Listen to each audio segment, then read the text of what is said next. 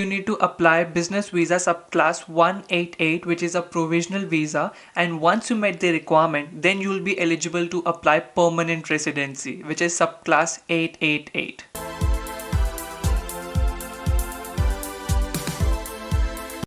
Hello everyone, welcome back to my YouTube channel Smart Migrant Academy.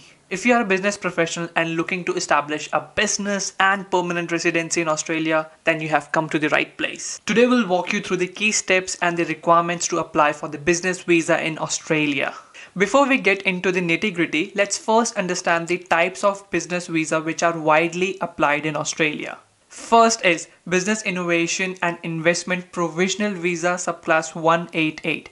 Second is Business Innovation and Investment Permanent Visa subclass 888. As its name suggests, Business Visa subclass 888 is a permanent visa, but we can't directly apply permanent visa. Because first you need to apply business visa subclass 188, which is a provisional visa, and once you met the requirement, then you will be eligible to apply permanent residency, which is subclass 888. That's why it is important to first understand what is business visa subclass 188. Now, what is business visa subclass 188?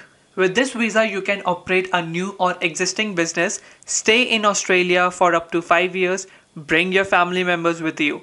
Apply for a permanent business innovation and investment visa subclass 888 if certain requirements are met. As I said, this is a provisional visa, which means with this visa you can stay for 5 years, but if you already met the requirement, then you can directly apply for the permanent visa subclass 888. However, if you need some more time to meet the requirements, then you can actually extend your visa for 2 years. I hope you get the overview. So now we'll discuss the requirements of business visa subclass 188, which are: must be nominated and receive an invitation from Australian state or territory to apply, which means first you must submit an expression of interest EOI, and your EOI tells the government about your skills, qualification and business experience.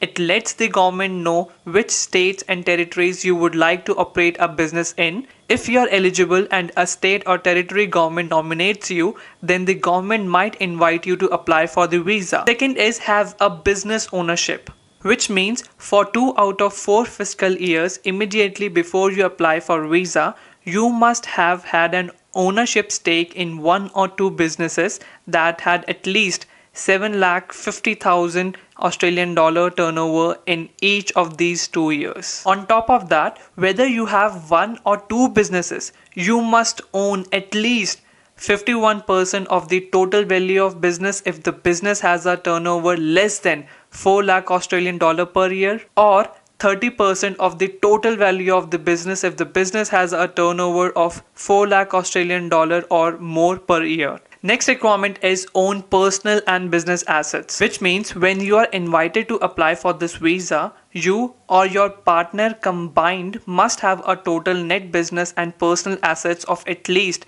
1.25 million Australian dollar, and your funds must be available to transfer to Australia within 2 years of getting the visa. Next is score at least 65 on the point test, which means points are calculated on the basis of age, English level, qualification, business experience, net personal and business assets, business turnover. Further requirements are: have a successful business career, be under age of 55, have at least functional English, or if can't complete the English test, then the government asks to pay the second installment of the visa application charge.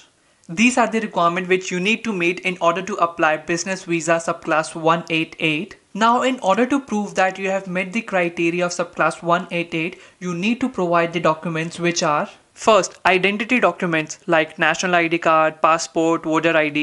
Second is business documents, including statements explaining your business or investment activities, research or study that you have conducted. Next, evidence of the net value of business and personal assets, including bank statements, any property title or deed, loan agreement, any share certificate, financial statements like balance sheet, profit and loss statement. Fourth is evidence of business ownership, including certificate of incorporation, business registration, business license, partnership agreements between all partners. Fifth is evidence that you have managed the business earlier. Documents which we have discussed are the basic list. It does vary depending on your business structure, ownership, and other factors. This might be overwhelming, so I'll stop for now and wait for part 2, in which I'll discuss about business visa subclass 888, which is a permanent residency visa. So if you have got any valuable information from this video, then please like and subscribe to my YouTube channel. And if you have got any question, then feel free to comment down below. I'll try to help as much as I can. So thank you so much for watching this video, and I'll see you guys next time. See ya.